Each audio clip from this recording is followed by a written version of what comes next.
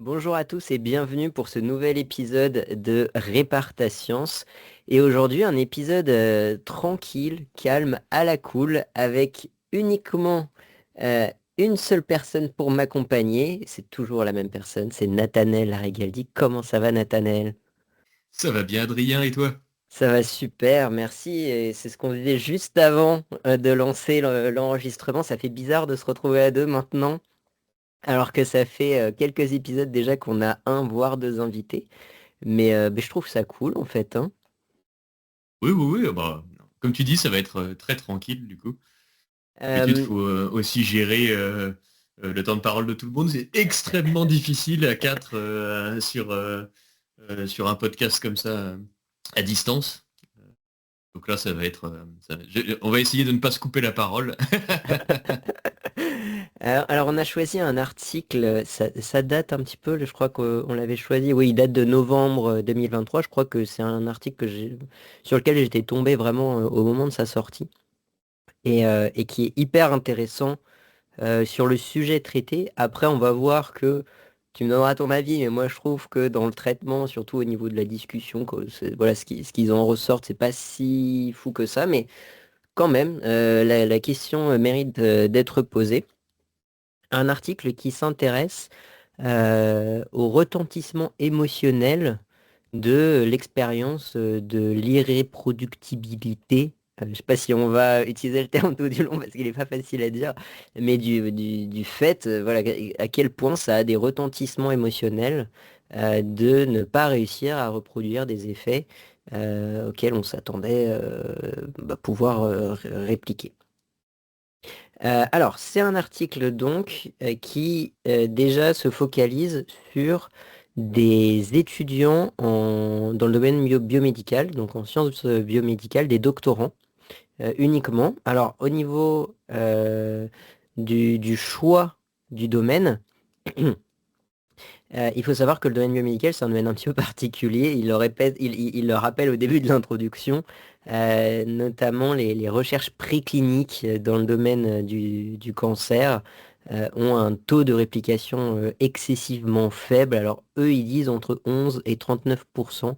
Moi, c'est vrai que j'étais resté dans ma tête à peu près 30% de réplication. Alors évidemment, ça dépend du domaine et ça dépend du sujet, mais c'est très très faible en psychologie, on le rappelle, on est quasiment pile à 50% en psychologie sociale. Donc évidemment, là, on est sur des domaines où la réplication est beaucoup plus faible. Alors ça s'explique, parce que c'est des recherches précliniques, donc c'est souvent des recherches qui vont être faites sur des rats, des souris, dans un environnement en fait, on tâtonne beaucoup, c'est très exploratoire. Et, euh, et déjà, ça se retrouve très rarement chez l'être humain, quand ça réplique chez les souris ou les rats. Mais même enfin, dès qu'on s'intéresse à ces recherches-là, ça réplique très très peu. On le sait et malheureusement, on a un petit peu l'impression que si nous on le sait, ça ne veut pas dire que les étudiants dans ce domaine le savent forcément, probablement parce qu'on leur dit pas que, il y a ces difficultés de réplication. Et ce que nous disent, tu me dis, hein, Nathanaël, si tu veux me couper la parole, t'as le droit, hein, d'accord? Et Ouais, et en fait, je trouve déjà ça très intéressant, déjà parce que dans l'introduction, justement, comme tu dis, il parle des faibles taux de réplication. Mais ce que moi, je n'avais pas vu, par contre, c'est que eux, le taux de réplication qu'ils rapportent de 11 à 39%, c'est des rapports des compagnies pharmaceutiques. Et ça, c'est intéressant, parce que moi, j'étais resté encore sur les fameux articles de Harrington avec Nosek, etc. Donc, un peu la base une des raisons d'existence, en fait, du Center for Open Science. D'ailleurs, il y a toute une histoire rigolote là-dessus, hein. Enfin rigolote, malheureusement tragique, que la raison pour laquelle le Center for Open Science a été créé, c'est justement à cause de la constatation par Brian Nosek et je crois aussi Tim Harrington, il me semble que je pense que c'était déjà des amis à la base. Ils ont eu une amie à eux qui a eu le cancer et c'est quand ils ont voulu se renseigner par eux-mêmes des traitements pour le cancer qu'ils se sont rendus compte que la littérature était complètement pourrie, que c'était super opaque, que ça répliquait pas, que c'était une horreur. Et du coup, forcément, eux, ils étaient dans une situation où leur ami étaient en danger de mort, et ils ont dit mais qu'est-ce que c'est que ça? Il faut améliorer le système scientifique, là, c'est pas possible.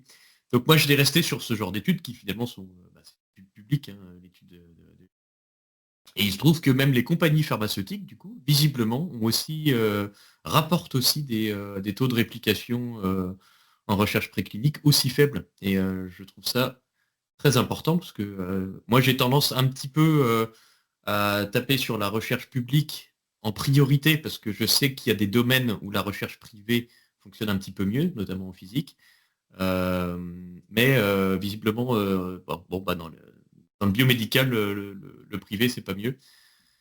C'est un petit peu déconcertant. Mais voilà. Ouais, alors un point qui est assez intéressant aussi là-dessus, c'est que dans cet article, il y a deux références, référence 1 et 2. J'ai cliqué dessus, je ne trouve pas 39%, je le trouve pas. Et le 11%, je le trouve à un endroit. Et ben c'est pas lié à une référence ou quoi que ce soit. Donc j'avoue que c'est un peu, je suis aussi un peu dubitatif sur ces chiffres-là.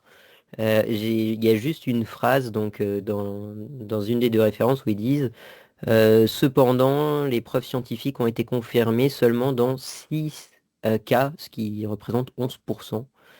Euh, Ce qui du coup provient en fait d'un tableau. Quand tu cliques sur le résultat, ça vient d'un tableau, et dans ce tableau on sait pas on sait pas d'où ça vient. Enfin, c'est un peu, il faudrait vraiment aller regarder la référence qui se trouve dans les références pour essayer de comprendre d'où vient ces 11%. Et alors du coup pour les 39%, j'ai pas trouvé. Bon, voilà, si tu veux chercher, vas-y. Mais bon, voilà, c'est intéressant de voir que c'est pas si facile de trouver comment ils ont eu ces chiffres. Donc ça, c'est la première partie de l'article. On s'intéresse au fait que ça réplique très peu dans ce domaine-là. La deuxième partie de l'article, c'est on s'intéresse au fait que dans le domaine biomédical, on le sait, les étudiants, donc ce qu'ils appellent les graduate students, donc c'est les étudiants alors, de master, mais là comme on est dans le domaine de la médecine, ça serait plutôt du coup plus de la troisième année, troisième, quatrième, cinquième année.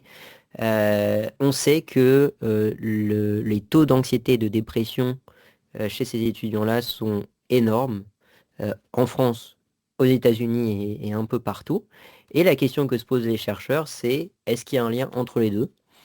On peut déjà se dire qu'il y a quand même une grosse partie de l'anxiété et de la dépression qui provient de la pression qui leur est mise pour apprendre du savoir-faire médical. Et enfin, bon, on sait que c'est des études qui sont globalement extrêmement stressantes, voire avec beaucoup de cas de harcèlement, de choses comme ça, et pas nécessairement à cause du manque de reproductibilité, mais vraiment c'est un tout, c'est un système assez anxiogène qui existe dans le domaine biomédical. Mais c'est intéressant quand même de savoir s'il y a quand même un lien avec le fait de ne pas réussir à reproduire des données. Et ce qu'ils nous disent, hein, ces chercheurs, c'est que cette question n'a jamais été posée dans la littérature scientifique. Et c'est pour ça que je trouve cette recherche extrêmement intéressante de se dire, bon bah voilà, on va aller regarder ce qui se passe. Donc ce qu'ils ont pris, c'est ils ont contacté 126 étudiants de programmes de formation donc à l'université de Wisconsin-Madison. Donc ils leur ont envoyé un mail qui durait à peu près 5 minutes à faire, où on leur faisait passer 3 questionnaires: un questionnaire de dépression, un questionnaire d'anxiété et un questionnaire de satisfaction de vie générale.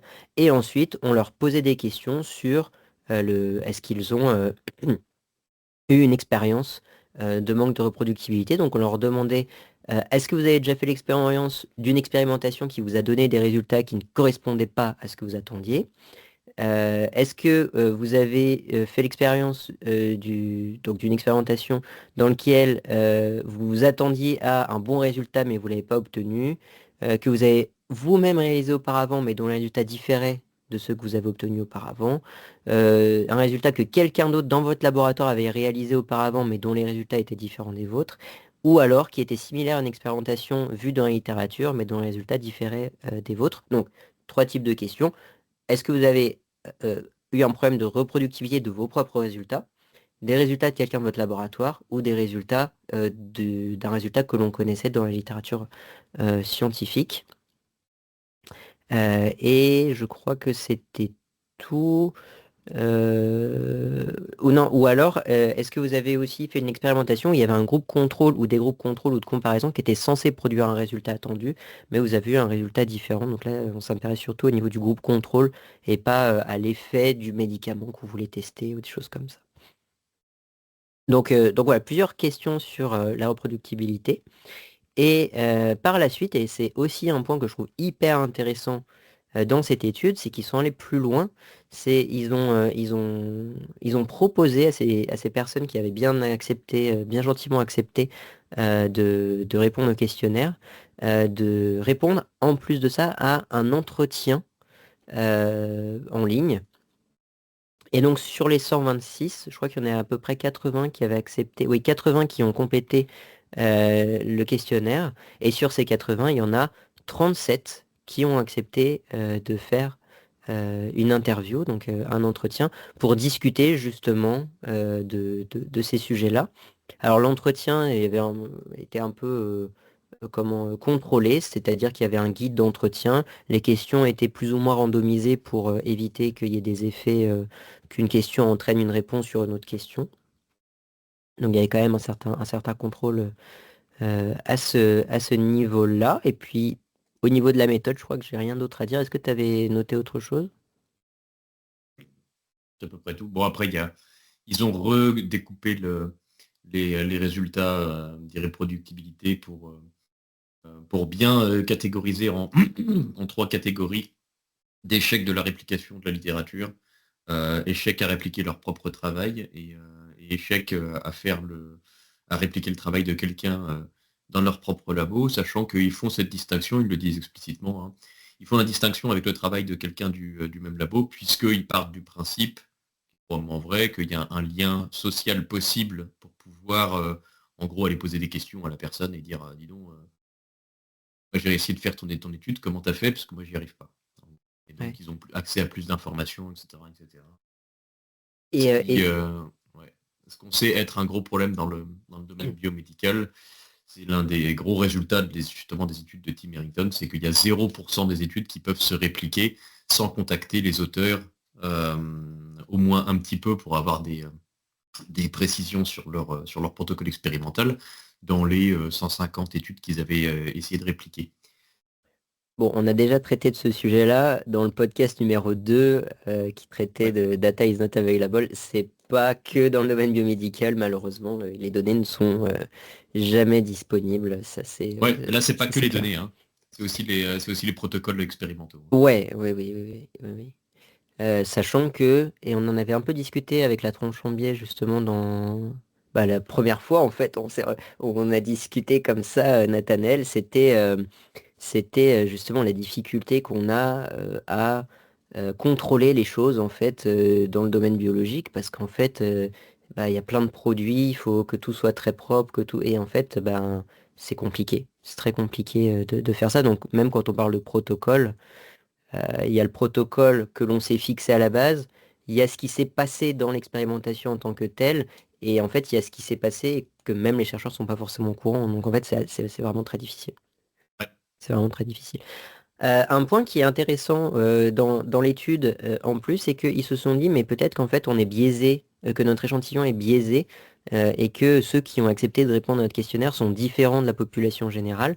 Et donc, ils ont comparé en fait les réponses, notamment au niveau de l'humeur, enfin de l'humeur, pardon, des troubles anxieux, dépressifs par rapport à une population plus générale. Donc, une étude qui a été faite aux États-Unis auprès de plusieurs milliers d'étudiants dans le domaine médical. Et ce qu'ils trouvent, c'est que leurs participants, donc là les 80 participants, ont des symptômes moins importants de dépression que la population générale, enfin que la population générale, que la population d'étudiants dans le domaine biomédical en général. Et par contre, pas de différence dans la satisfaction de vie et pas de différence dans l'anxiété. Donc voilà, globalement, c'est des gens qui vont plutôt un peu mieux que la population générale d'étudiants dans le domaine biomédical. Et là arrive le résultat le plus choquant, mais en même temps attendu. Tous les participants, sauf un, ont indiqué qu'ils avaient fait l'expérience d'au moins 2 scénarios d'irréproductibilité. Il y a 84% des participants qui ont au moins fait l'expérience une fois d'avoir pas réussi à répliquer leurs propres résultats. 84%. 70% n'ont pas réussi à répliquer du travail d'un collègue dans leur laboratoire. Et 58% n'ont pas réussi à répliquer un résultat de la littérature publiée, donc largement au-dessus de 50% pour chacun d'entre eux. Pardon. Donc c'est colossal. Est-ce que tu veux nous donner une petite réaction, Nathanaël, par rapport à ça? Je sais pas, OMG. C'est-à-dire, d'un certain sens, effectivement, bon bah pour nous c'est. Enfin, je veux dire, moi, en fait, c'est très très très attendu. On m'aurait dit ça il y a 10 ans, je me serais arraché les cheveux, évidemment. Maintenant, bon bah c'est presque, c'est malheureux, mais c'est presque devenu, finalement, je pense pour toi aussi, hein, c'est devenu notre quotidien un petit peu de voir ce genre de chiffres et de discuter de ce genre de choses avec les chercheurs. Et moi, ce qui me choque vraiment toujours, hein, même après des mois et des années en fait à être dans ce terrier de lapin de tous les chiffres de réplication et tout ça, c'est que c'est un peu c'est tabou un petit peu toujours un peu de parler de tout ça. Ça reste tabou alors qu'il y a des articles sur le sujet, etc., etc. C'est difficile de parler de manque de réplicabilité et des fois où on a été confronté à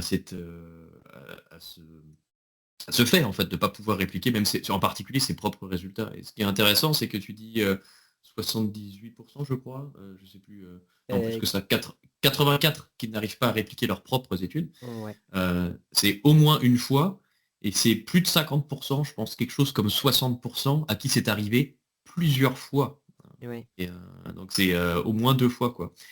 Et même chose, bon, on est en général un peu en dessous des 50%, mais on doit être à genre à peu près 40% pour la réplication d'articles de la littérature publiée et ou des gens du labo, où c'est arrivé plusieurs fois. Et n'oublions pas, reprécisons, il s'agit de gens qui sont en train de faire un doctorat. Donc c'est-à-dire que le nombre d'études qu'ils ont fait dans leur existence, il se compte sur les doigts d'une main en général. Donc on se retrouve avec plus de 40% des gens qui, en faisant un nombre d'expériences sur les doigts d'une main, ont déjà été confrontés à plusieurs occurrences de non-réplication, que ce soit leur propre étude, les études des autres. Mais Donc alors là, on ça peut veut se dire dire, deux choses. On peut se dire deux ouais, choses. Premièrement, il y a eu un biais d'échantillonnage. Et deuxièmement, on peut se dire que, bah oui, mais en même temps, c'est des étudiants, c'est normal qu'ils n'y arrivent pas. Et alors, je vais ouais, répondre à la question du biais d'échantillonnage. Parce que ouais, justement, à ce moment-là de l'épisode, il peut y avoir des personnes qui nous dire, oui, mais en même temps, ceux qui ont répondu au questionnaire, ils savaient de quoi le questionnaire allait parler. Il n'y a que ceux qui ont eu cette expérience-là qui ont répondu. C'est pour ça qu'il y a 99%. Ce à quoi il ne faut pas oublier un point, c'est qu'il y avait sur ces 4 programmes doctoraux 126 étudiants. Et il y en a 80 qui ont répondu, ce qui est plus de la moitié. Donc on n'est pas sur un biais d'échantillonnage, même s'il peut exister, qui est très important. Ça aurait été un biais d'échantillonnage s'il y avait 10% des répondants, et en fait c'est que les 10% qui ont eu une expérience d'irréproductibilité. Là on a plus de la moitié qui sont des répondants, je crois que c'est plus de 60%. Donc on n'a pas de biais d'échantillonnage à ce niveau-là, ça c'est assez clair. Donc on peut généraliser quand même au fait que bah, c'est une expérience qui est partagée par beaucoup ouais, de doctorants. ouais, tout à fait. Ouais. Euh, et ta deuxième remarque, Et ma c'était, deuxième remarque, c'était, eh ben, je sais plus. ah mince, Mais par contre, je peux rebondir sur un point. Donc, tu disais que c'était sur les doigts d'une main qu'ils avaient fait. Oui, et la deuxième remarque, je me souviens, ça y est, c'était sur le fait qu'ils n'étaient peut-être pas compétents. Ah oui, c'est ça, Et que exact. donc la faute ne vient pas de l'effet dans la littérature, mais provient de leur manque de compétences, qu'en fait, bah, quand tu fais ta première étude, elle est toujours foireuse. Ce qui n'est pas tout à fait faux. Moi, je me souviens de la première étude. J'ai essayé, alors pas de répliquer un effet dans la littérature, j'ai essayé de faire un peu ma petite popote, mais j'ai essayé de répliquer un scénario dans la littérature en l'ajustant un petit peu. On s'est rendu compte par la suite avec mon directeur de mémoire que c'était quand même vachement bancal, quoi. Donc ça peut arriver. Oui, tout à fait, ça peut arriver, je suis tout à fait d'accord. Après, ouais, le problème, c'est qu'évidemment, ça va pas dans le détail parce que... Et bien euh, justement, si, dans les interviews, ils en parlent de ça. oui, dans les interviews, oui, oui, tout à fait. Ouais. Peut-être avant de parler de ce point, euh, ce qui est dit, et ça je pense que c'est vraiment, bah, c'est un point que tu as abordé hein, d'ailleurs sur le fait qu'il faut en parler hein, de l'expérience de la reproductibilité, ce qu'il nous dit, c'est que euh, ce qui les a plus impactés, eux, c'est leur première expérience de reproductibilité. C'est-à-dire quand ils étaient euh, étudiants en première année, deuxième année, troisième année, quand ils ont eu leur premier contact avec la réplication et qu'ils n'ont pas réussi à répliquer, c'est là où ça les a le plus touchés. Après, quand la deuxième fois qu'ils n'ont pas réussi, ou ceux qui n'ont pas réussi plus tard dans leur carrière, ça les a moins touchés. Et pourquoi ça les a plus touchés? Précisément parce qu'ils se sont sentis moins compétents. C'est-à-dire que quand tu te sens déjà pas légitime à faire une étude, qu'en plus tu réussis pas à reprouver un effet, bah là tu as toutes les chances de te dire, bah, en fait, le problème vient de moi. Et c'est là où ce que tu disais était hyper important, c'est que si on sensibilisait les gens, donc les étudiants, le plus tôt possible au fait que l'expérience de la reproductibilité, c'est normal, c'est des champs de recherche dans lesquels la majorité des effets ne sont pas reproduits, forcément, euh, le locus de contrôle, enfin la manière que tu vas avoir d'expliquer pourquoi tu n'as pas reproduit l'effet, il va s'externaliser. Tu vas pas dire bah, c'est de ma faute, c'est parce que je suis incompétent.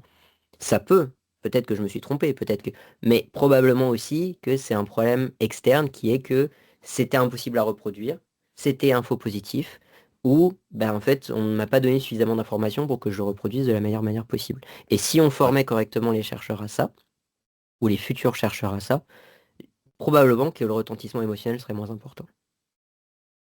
Oui, probable, oui. Mm. Ça pourrait probablement même légèrement améliorer la littérature, je pense, sur le long terme. Mais c'est surtout, c'est surtout une réponse aux personnes qui disent il faut pas trop parler du fait que ça réplique pas aux premières années parce qu'ils sont pas trop capables de comprendre. Et puis il faut quand même leur présenter des effets pour les intéresser à notre champ de recherche. Si on leur dit que notre champ de recherche il ne reproduit pas, il fonctionne pas bien, bah, ils vont aller voir ailleurs, quoi. Ah oui, mais en même temps, ensuite ils en souffrent. Oui, c'est ça. Et puis, je veux dire, je vais dire un truc un peu acide et comme ça. J'ai envie de dire, si les gens se désintéressent de nos champs de recherche parce que c'est pas assez solide, bah, peut-être que notre champ de recherche mérite qu'on ne s'y intéresse pas autant. Tout simplement. Dire s'il Dur. faut commencer à mentir, ouais, mais s'il faut commencer à mentir aux gens pour qu'ils soient intéressés par ce qu'on fait, c'est qu'il y a un gros problème, quoi. Donc j'entends l'argument quand même. Effectivement, c'est bien de rendre le truc un peu sexy quand même, etc. Mais si on met trop de sucre autour du, je sais pas comment on dit en français, là. Sugar coated, moi. Enfin, si on met Oui, trop de, si on embellit trop la chose, adouci.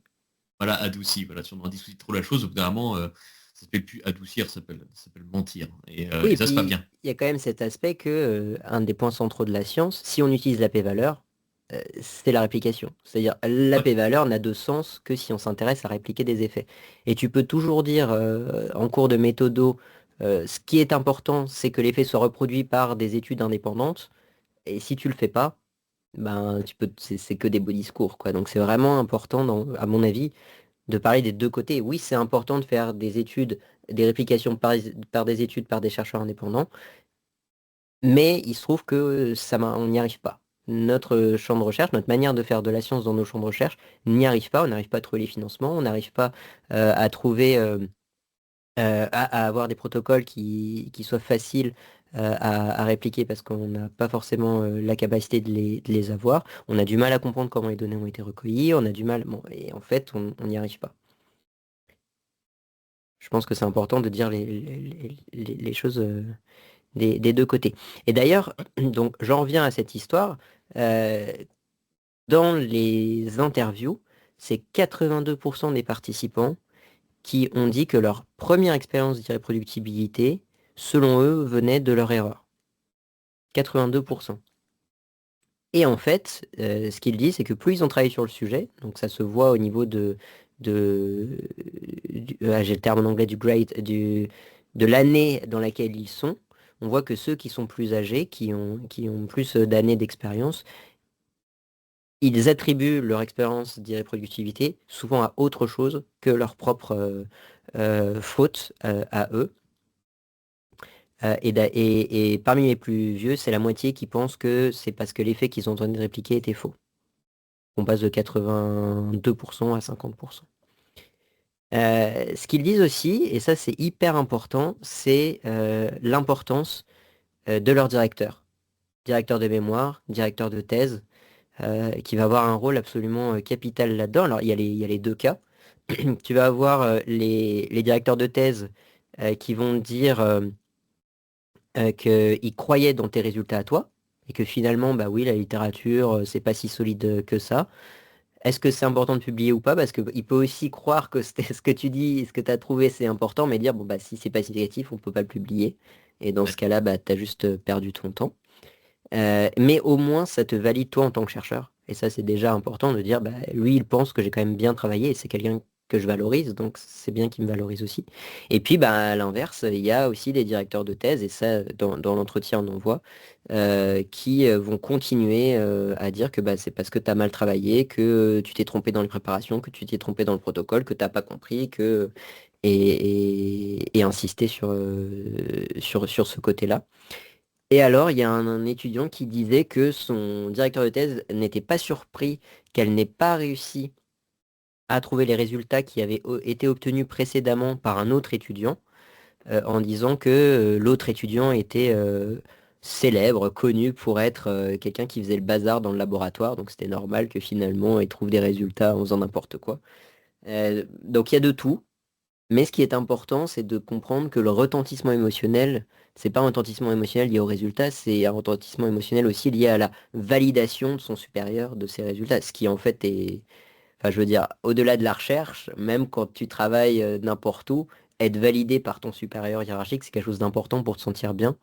Et je pense que l'une des grosses difficultés qu'on a aussi, et c'est une difficulté qui n'est pas forcément beaucoup abordée en métasciences, qu'on a avec l'irréproductibilité, c'est le fait de ne pas pouvoir partager, pas pouvoir discuter, pas pouvoir parler de ces choses-là, alors que c'est difficile à vivre en fait.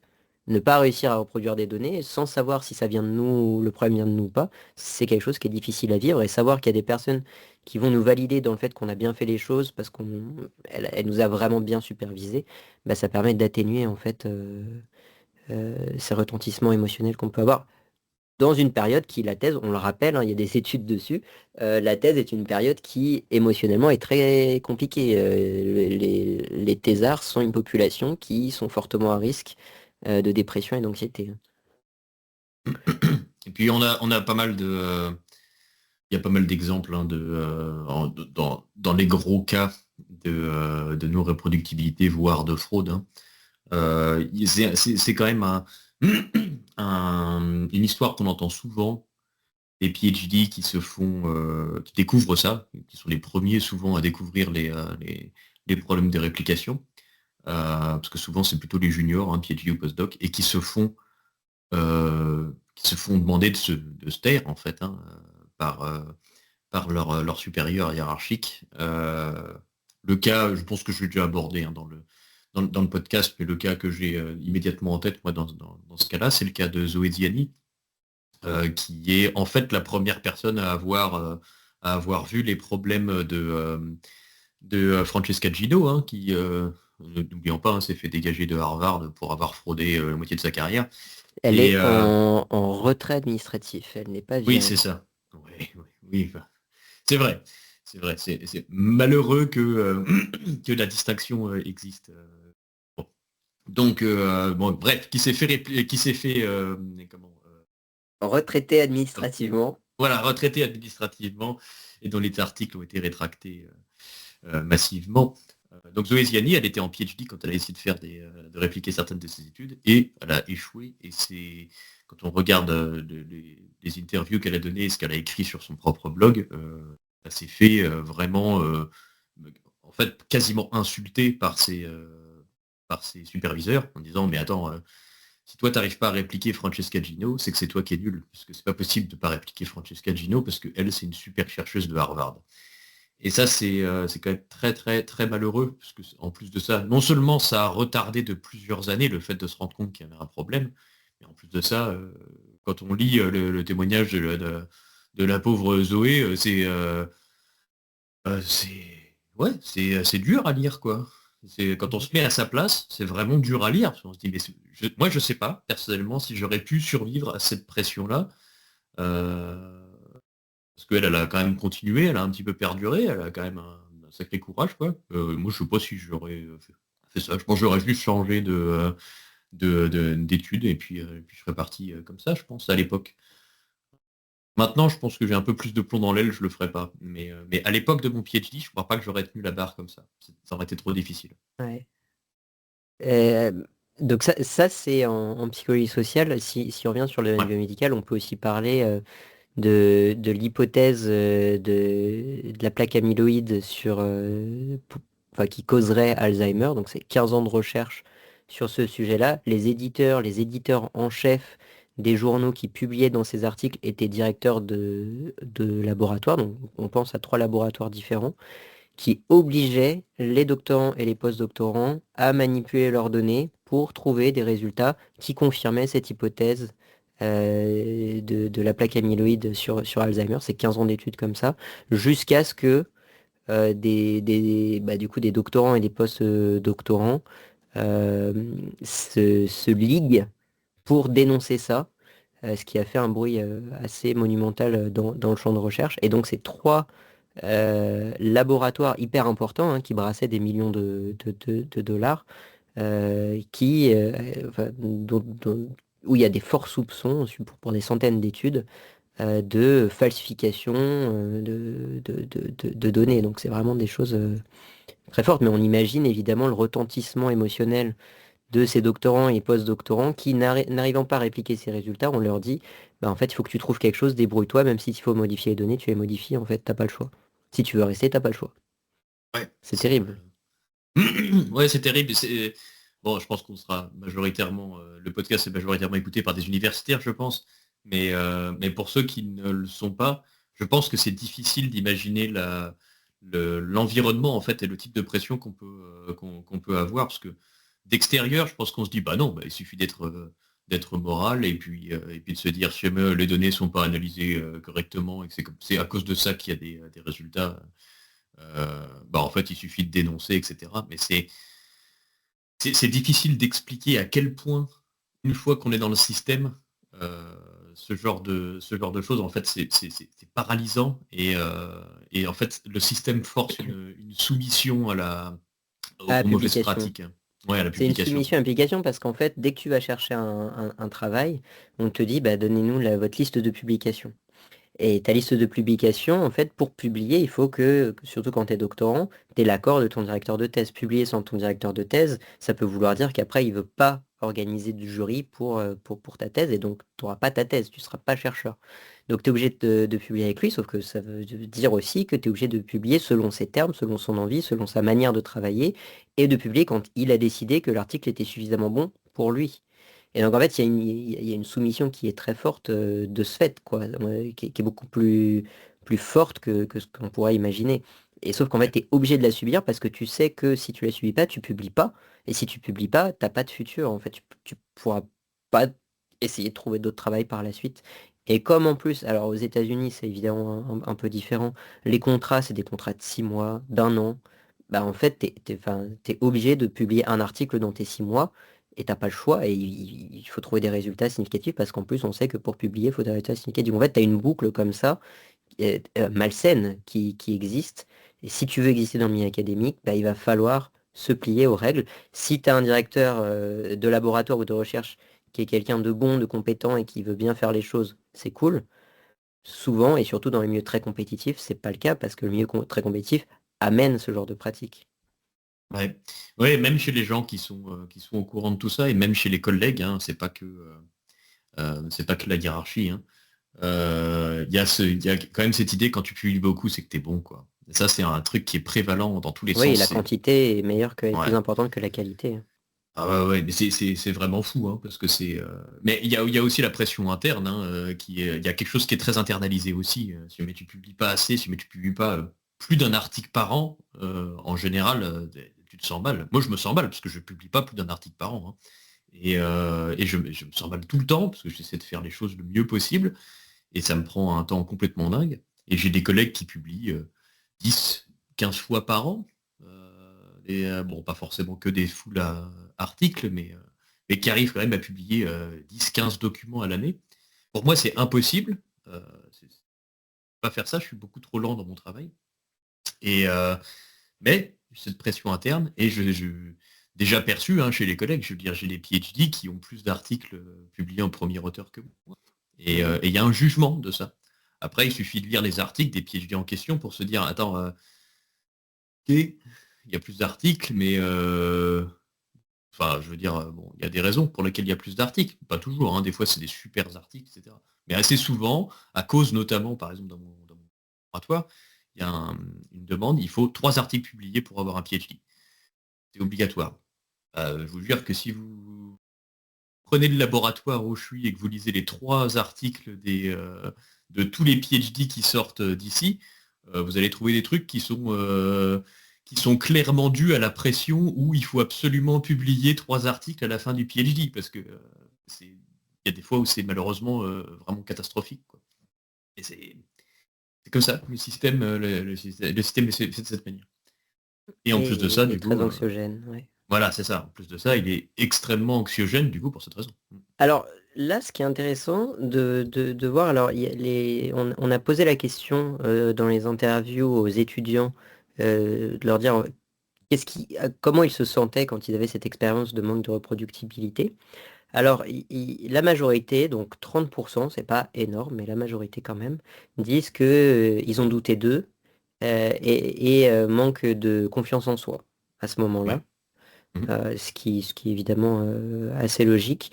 Une grosse partie aussi, 26%, ont été dit avoir eu de la frustration, avoir été ennuyés de ces résultats, voire 17% de la dépression, de la démotivation et 7% de l'anxiété ou trouble panique, ce qui est quand même très, très fort. Ouais.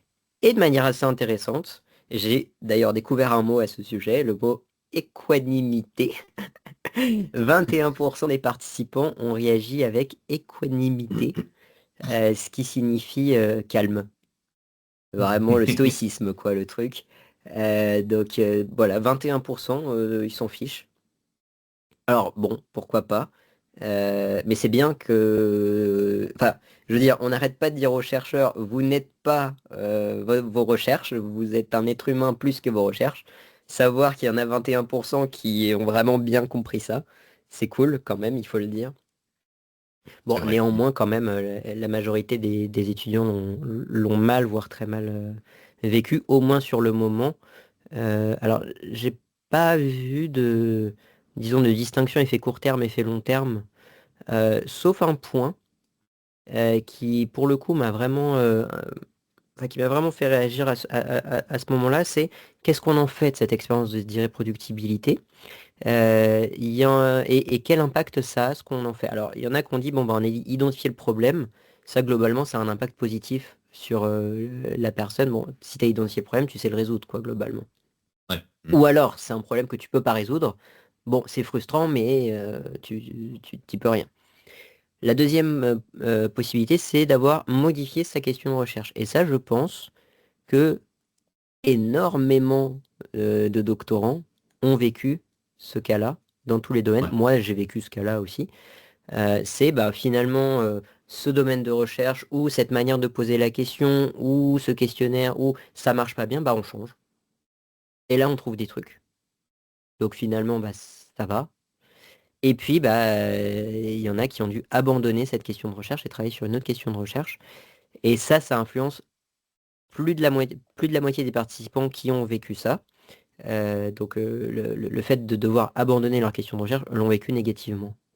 Et ça, je pense que c'est quand même assez important de se dire, bon bah voilà, si on trouve pas de raison pour lesquelles il n'y a pas eu de reproduction, qu'on peut pas publier de recherche sur le sujet, que bah en fait il faut aller chercher autre chose, c'est assez terrible parce que quand t'as que 3 ans pour faire ta thèse, avoir passé un an à faire des trucs et te dire bah en fait je pourrais pas dire pourquoi j'ai pas réussi à trouver des choses sur ce sujet et devoir passer à autre chose, c'est très dur, d'autant plus que tu sais que maintenant ton temps est compté, évidemment que ça a des retentissements quand même à négatif. Ouais, ouais, tout à fait. Est-ce que Euh, ça m'intéresserait, du coup, toi, tu as déjà eu des problèmes alors, quand tu étais en PhD, etc., est-ce que tu étais déjà tombé en face d'un problème de réplication et quel effet ça a eu sur toi, Bah, moi, en personnellement? fait, 2018, la fin de mon master, c'était l'époque de Nicolas Guéguin. Ah oui, Et oui. moi, je travaillais en psychologie du marketing. Donc, si tu veux, on était pile poil dedans. Donc, pour rappel, Nicolas Guéguin, donc chercheur qui a énormément travaillé sur les effets d'engagement. Donc, comment on amène des gens à faire des trucs qu'ils n'étaient pas censés faire à la base.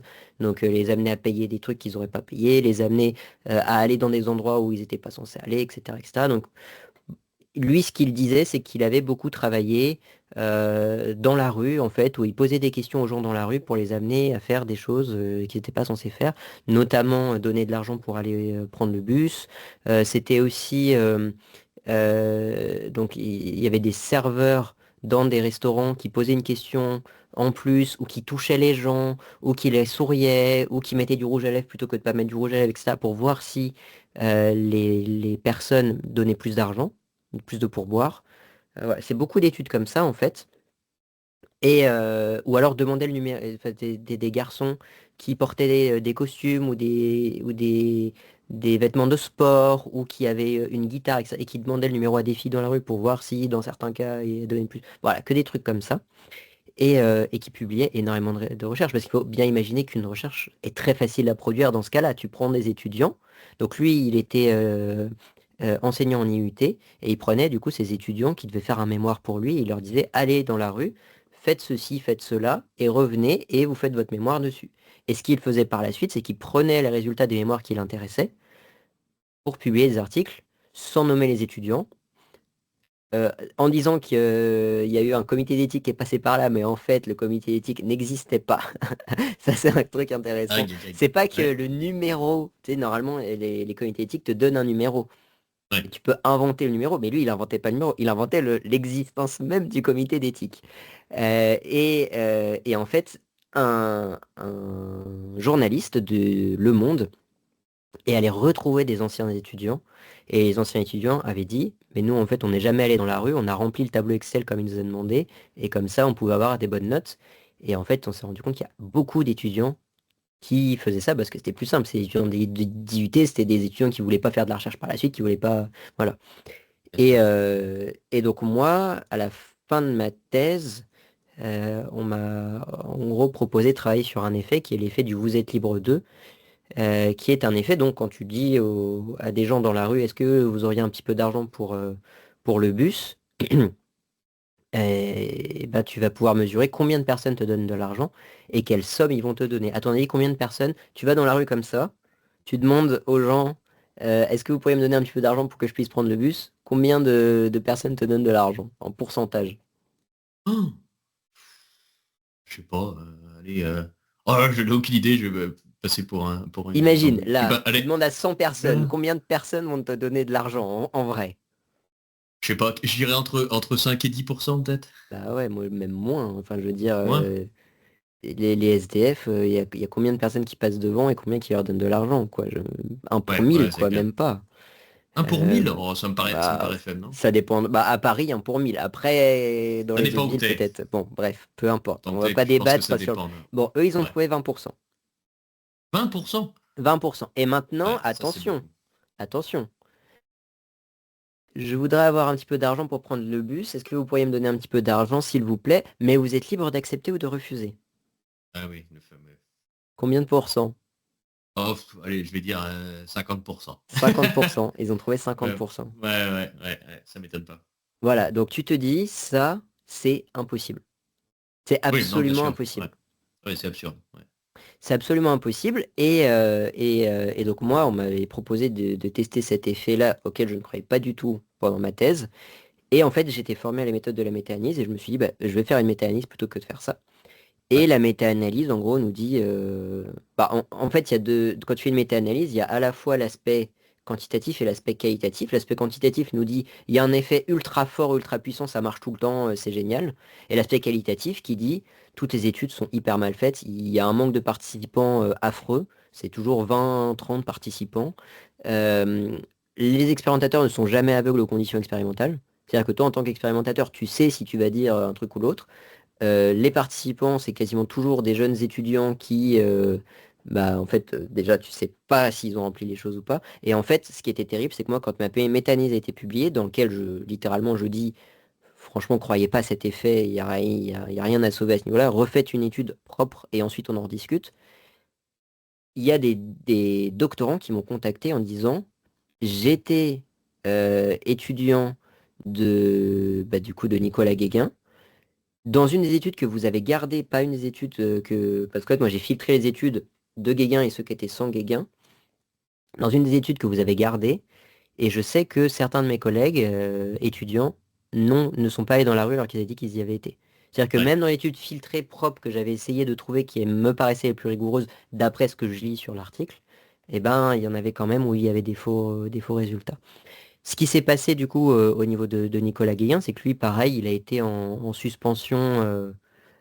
En fait, c'est pas ça. Il a été en arrêt maladie, je crois, parce qu'il avait perdu son père à ce moment-là. Et d'ailleurs, il avait dit à Nick Brown que ça se faisait pas de l'investiguer alors qu'il venait de perdre son père et que c'était déjà très difficile pour lui, ce qui n'avait absolument rien à voir avec le Schmilblick.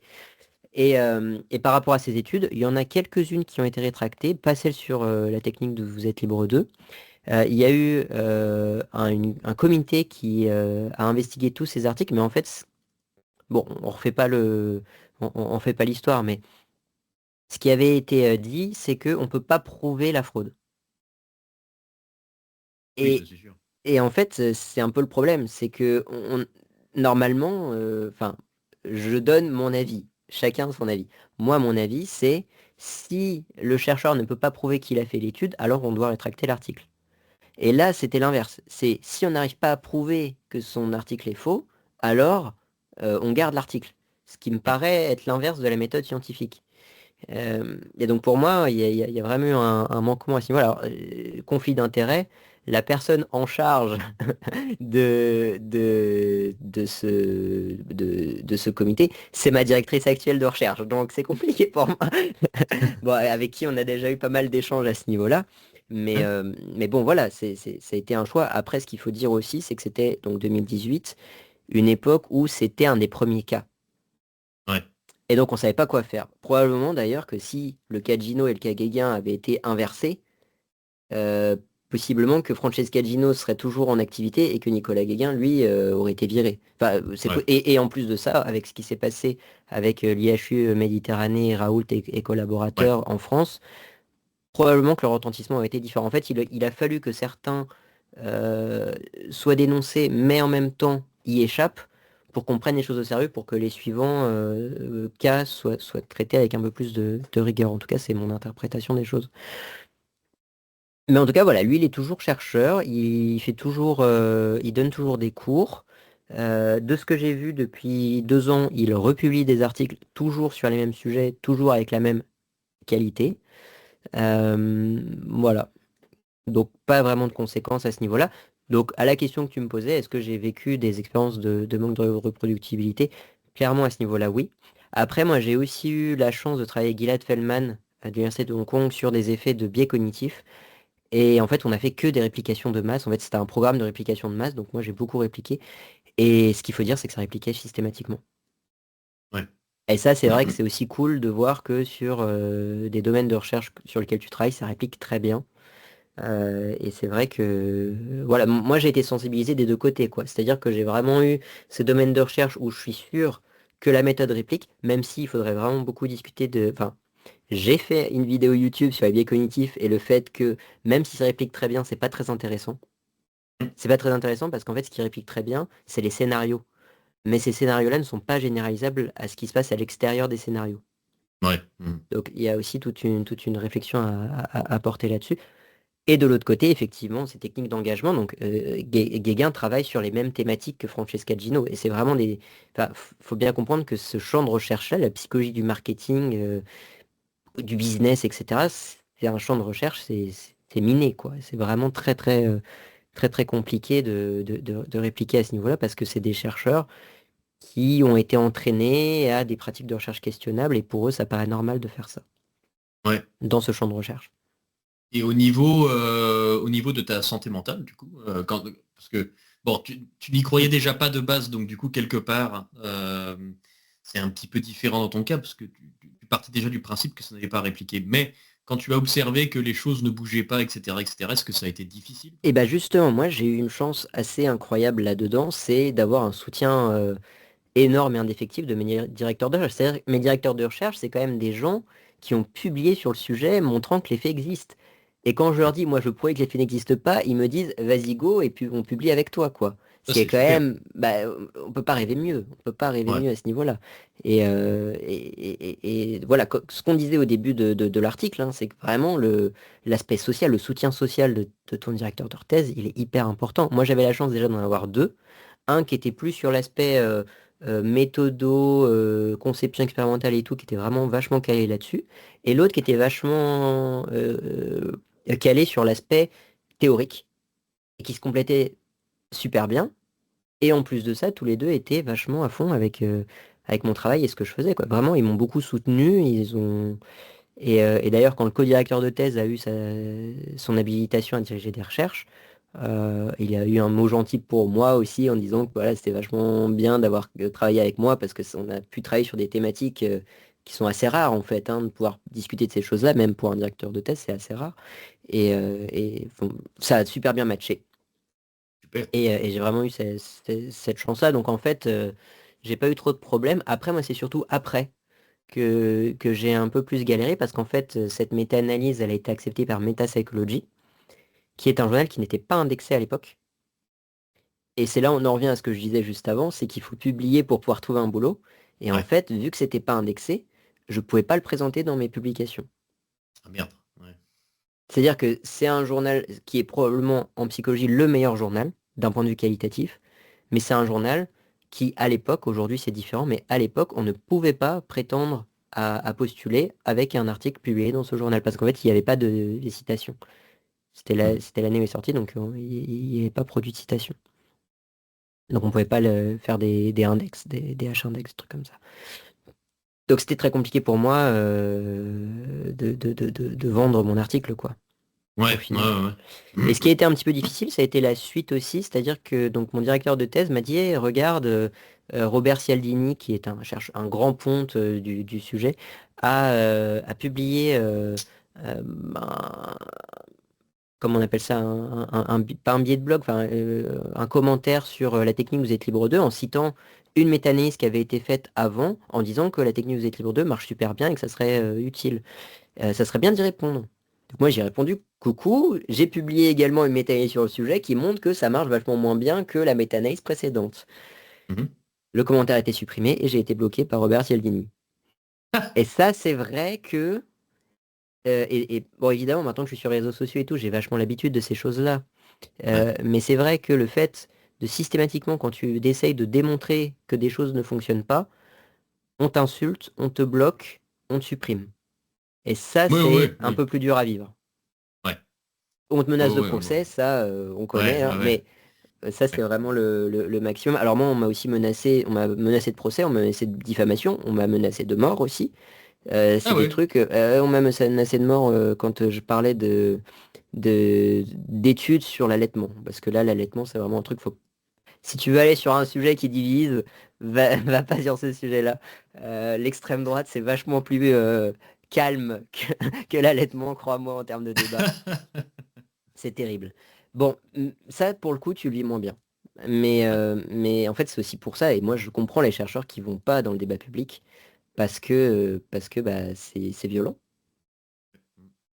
Et d'autant plus quand tu fais de la détection d'erreurs, que tu fais de la détection de fraude, que tu fais. C'est d'autant plus violent parce que ce que tu essayes de montrer, c'est légitime. C'est un travail de recherche qui est légitime, mais qui n'est ni valorisé par les chercheurs, ni valorisé par le grand public. Ouais, ouais, c'est vrai. C'est assez compliqué. Ouais, Alors, et qui du on coup va ouais, quand même, provoque des insultes. et voilà, et qui va provoquer des insultes, et puis aussi un manque de légitimité, c'est-à-dire que tu es facilement isolé aussi, quoi. Ouais. Euh, oui, et alors voilà, je reviens sur l'article. Les participants avaient rapporté un impact pardon, les participants qui ont eu un impact positif disaient que c'était difficile au moment où ils ont eu un problème de réplicabilité, mais par contre, sur le long terme, ça leur a augmenté leur confiance dans leur capacité à surmonter des obstacles. Il y a 53% des étudiants qui indiquaient que la conclusion de l'histoire pour eux, c'est que en fait, ils étaient plus capables d'identifier les problèmes. Et donc, en fait, de détecter des erreurs. Et en fait, je me suis dit, c'est marrant parce que est-ce que ce serait pas un petit peu nous, Nathanaël et moi, en fait, enfin, c'est ça, c'est-à-dire des gens qui ont eu des expériences d'irreproductibilité qui se sont dit, il faut qu'on en fasse quelque chose. Et Ouais. si ce qu'on en fait, c'est pas publié, parce qu'on peut pas, bah, faisons des trucs, faisons bah, des articles de commentaires, faisons des commentaires pire, faisons des podcasts, enfin, alors, faisons quelque chose de ça, quoi. Ouais, effectivement. Et puis c'est aussi une bonne manière d'entrer dans la métascience. C'est-à-dire que Ouais, la science, c'est faire de la recherche, la métascience, c'est comprendre pourquoi on fait de la recherche. Et ouais. pourquoi, bah, en fait, le fait de ne pas comprendre pourquoi on n'a pas réussi à refaire de la recherche, c'est une bonne raison de se dire, mais en fait, pourquoi on fait de la recherche? Ouais, absolument. Je pense que ça a probablement été la porte d'entrée de, je pense, la majorité des gens que je connais dans le champ. Maintenant, il y Bah a de ouais. plus en plus de gens il y a des endroits où il y a des masters qui concernent un petit peu des domaines reliés à la métascience en dehors des labos d'épistémologie. Et, euh, et donc maintenant, il y a des gens qui s'orientent directement là-dedans avant même d'avoir fait leur première étude. Mais on va dire chez les OG métascientifiques, ceux de la génération peut-être juste avant nous, c'est que des gens qui ont été déçus de la science. Eh bien justement, j'aimerais bien qu'on en fasse un podcast là-dessus, je l'avais noté, justement sur... En fait, c'est un problème pour moi. C'est un problème que ce soit que des gens qui soient déçus de la science, parce qu'en fait, ils ont une vision particulière de la science qui ne Ouais, reflète pas la vision de tous les scientifiques, qui fait qu'en fait, les métascientifiques sont globalement vachement biaisés. Et en ouais, fait, il y avait un... On en reparlera hein, dans un autre podcast, mais sur Blue Sky, il y a Devezer, qui est une chercheure en métasciences, justement, qui parlait du fait que pour les métascientifiques, et, tout est problème de reproductibilité, que si on n'est pas à 99% de reproductibilité, c'est qu'on n'est pas une science, etc. Alors que c'est ouais, pas ça le problème, c'est pas ça le... Et en fait, je trouve qu'il y a du vrai là-dedans quand même. ouais, Et c'est vrai qu'il faudrait en discuter. En fait, on est vachement biaisé vers il faut de l'excellence, il faut que tout soit bien robuste, tout soit... alors qu'en fait, on sait même pas comment ça fonctionne. Et elle revient du coup vers la vision de la Katoche, où il y a cette idée de bah, il faut tester les hypothèses auxiliaires pour pouvoir ensuite tester une théorie, et donc ça prend du temps, et puis c'est des essais-erreurs, etc. Ce que je trouve hyper intéressant, mais ouais, ça montre quand même qu'il y a une vraie différence entre ce que font les chercheurs, ce qu'attendent les métascientifiques, et le fait que les métascientifiques, quand ils font de la recherche, ils font une recherche qui n'est pas métascientifique, ils font une recherche biaisée par leur idéologie de il faut que tout s'améliore tout le temps.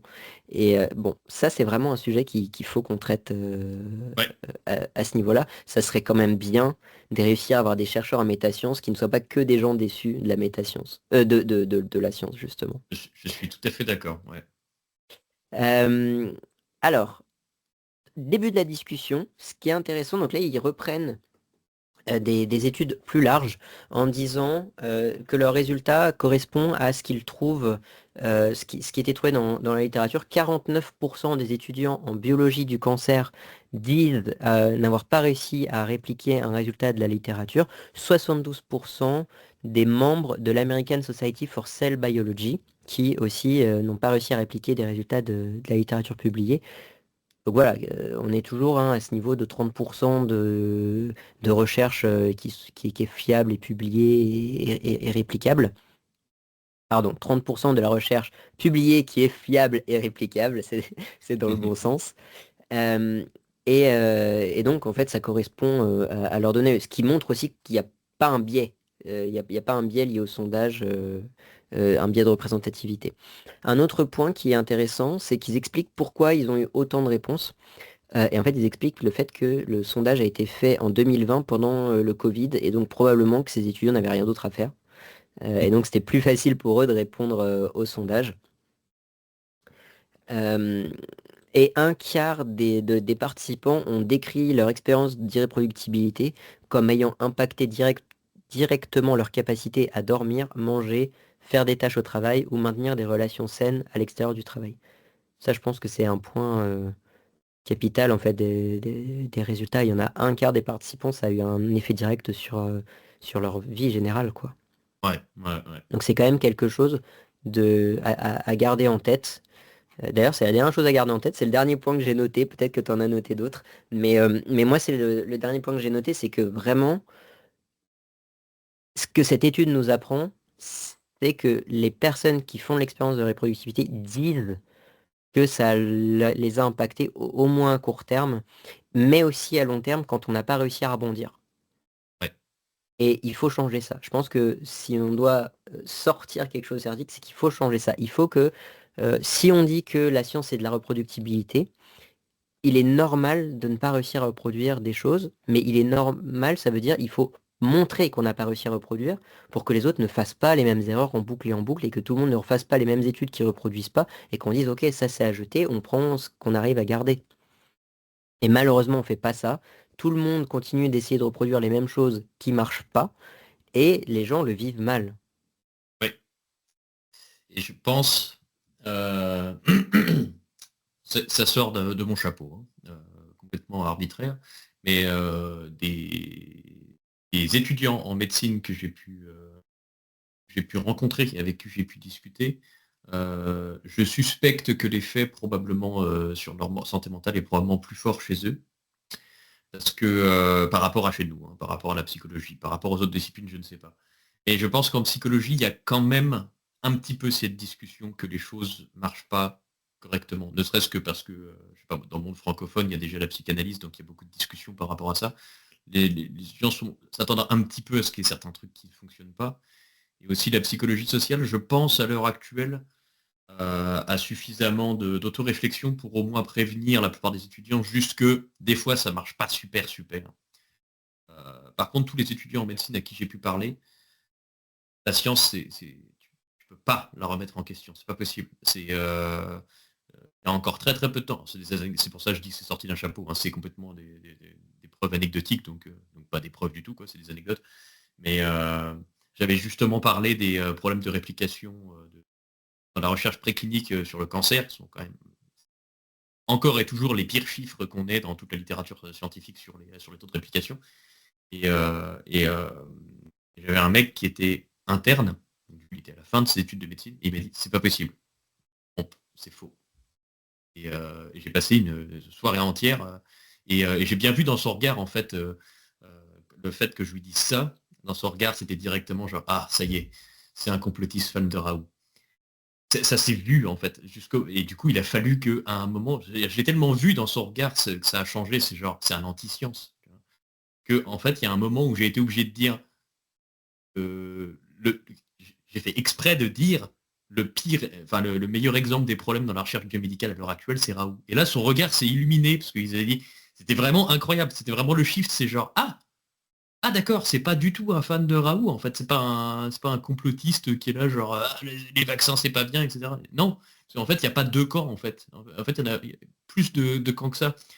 Il n'y a pas les pro-Raoult et les anti-Raoult, parce qu'en fait, il y a quelque chose d'autre en fait à côté qui est l'anti tout le monde. Il y a quand même Euh, un point enfin, historiquement, le domaine biomédical, ça a toujours été un domaine très conservateur. ouais, Le numerus clausus, ça a été créé par les médecins qui voulaient garder le contrôle sur le nombre de médecins et surtout la manière d'évoluer dans la médecine pour devenir professeur, donc enseignant. C'est les plus vieux et les plus conservateurs qui ont cette mainmise. Et donc, en fait, les étudiants, dès le début, baignent dans cet environnement où ceux qui ont trouvé des effets, ils travaillent sur les mêmes effets depuis des années, qui n'ont pas touché à la recherche depuis je sais pas combien de temps, parce que ils ont eu des armées d'étudiants pour faire les études pour eux. Ce sont eux qui enseignent des choses assez vieilles, et en fait, ça se transmet comme ça. En fait, quand tu es étudiant en L1, tout est extrêmement descendant. Tu n'as Ouais, aucun libre arbitre, aucun. Quand tu es en L2, c'est toujours pareil. Quand tu es en L3, c'est toujours pareil. Puis dès que tu commences à être en M1, M2, c'est un peu plus facile. Voilà, quand tu es externe, tu n'as aucun choix. Quand tu es interne, ça commence à aller. Et encore. Et puis après, c'est que quand tu arrives à valider ton doctorat que ça va un peu mieux. Mais c'est toujours extrême. Enfin, tu baignes dans une culture extrêmement descendante avec une forte hiérarchisation, en fait. ouais, tout à fait. Et c'est clair. Mais moi, ce qui m'avait marqué alors c'est pas le seul exemple, ça, je ne me base pas sur une seule anecdote, mais j'ai eu d'autres cas. Cette anecdote particulière m'avait marqué parce qu'en fait, c'était un étudiant qui était vraiment brillant. Parce que j'ai discuté avec lui, c'était quelqu'un de. Il y a des gens comme ça se sent immédiatement qui sont extrêmement smart. Et en plus, il voulait faire de la recherche, c'est-à-dire que c'était sa vocation. C'est-à-dire, il faisait médecine, mais en fait, il voulait devenir chercheur après médecine. Et du coup, c'est pour ça que j'en avais parlé avec lui, parce que je trouvais ça très important qu'il soit un petit peu au courant des problèmes actuels de la recherche. Et c'était vraiment un sujet. En fait, quand même, quand j'ai parlé open science, il avait jamais entendu parler du mot. Donc, interne, il veut faire de la recherche après médecine. Il n'a jamais entendu le mot open science en France. C'est grave. Et à l'inverse, ce qu'il faut dire, c'est qu'il y a quand même une énorme partie des nouvelles pratiques de recherche qui viennent du domaine biomédical. Oui, absolument. Tout ce qui est méta-analyse, ça vient du domaine biomédical. Même tous les risques de biais liés aux méta-analyses, ça vient du domaine biomédical. Il y a plein de techniques statistiques qui ont été mises au point pour le domaine biomédical et qui sont utilisées ensuite dans les autres sciences. Il y a Matrix, par exemple, qui est le premier laboratoire de métasciences au monde. C'est un laboratoire majoritairement biomédical. Enfin, voilà, c'est quand même, ça fait partie des domaines qui sont le plus intéressés par ces sujets de métasciences. Oui, absolument. Donc il y a les deux, en fait. C'est ça qui est assez intéressant. D'ailleurs, Ouais. je sais pas pourquoi. Je sais pas pourquoi ils sont autant et en même temps si peu.